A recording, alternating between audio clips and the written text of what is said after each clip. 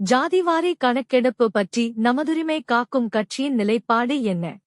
மத்திய அரசு மக்கள் தொகை கணக்கெடுப்பு, ஜாதிவாரி கணக்கெடுப்பை தள்ளி போட்டே போறாங்க. அது தவறு. அது உடனடியாக எடுக்கப்படணும். ஆனால் அது ரகசியம் காக்க வேணும். குறைஞ்சபட்சம் மத்திய அரசு தாமதப்படுத்தினாலும் மாநில அரசு அந்த பணியை செய்யலாம். ஜாதிவாரி கணக்கெடுப்பை உடனடியாக துவங்க கேட்டுக்கொள்கிறேன். ஆனால் அந்த கணக்கெடுத்த பிறகு அதனுடைய நிலையை அரசாங்கம் ரகசியம் காக்கணும்.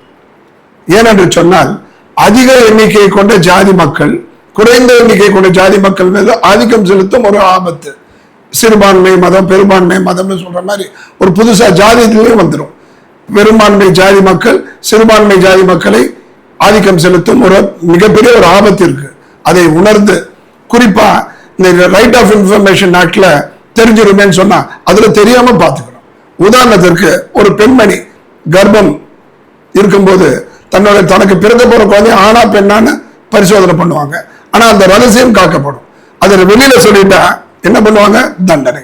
அதே போன்று ஏனென்று சொன்னால் அதிக நிலையில ஆண் குழந்தைகளும் இந்த பெண் குழந்தைகள் கருவில தெரிஞ்சுட்டா உடனே அழிக்கிற ஒரு ஆபத்து இருக்கிறதுனால ஆண் ரேஷியோ அதிகமாகவும் பெண் ரேஷியோ கம்மியாகவும் போவதை நம்ம உணர்ந்த அந்த சட்டத்தை கொண்டு வந்திருக்கோம். அதே போல அதிகம் எண்ணிக்கை கொண்ட ஜாதி மக்கள் குறைந்த எண்ணிக்கை கொண்ட மக்கள் மீது ஆதிக்கம் செலுத்தும் ஆபத்தை உணர்ந்து அதை ரகசியம் காக்க வேண்டும். ஆனால் நிச்சயமாக அரசாங்கம் அந்த கணக்கை எடுத்து அதற்கு ஏற்ப அந்தந்த ஜாதிகளுக்கு தேவையான அந்த சதவீதத்தில் அவர்களுக்கு அனைத்து வாய்ப்பையும் தர வேண்டும் என்பதுதான் நமது உரிமை காக்கும் கட்சியினுடைய வேண்டுகோள் நிலை.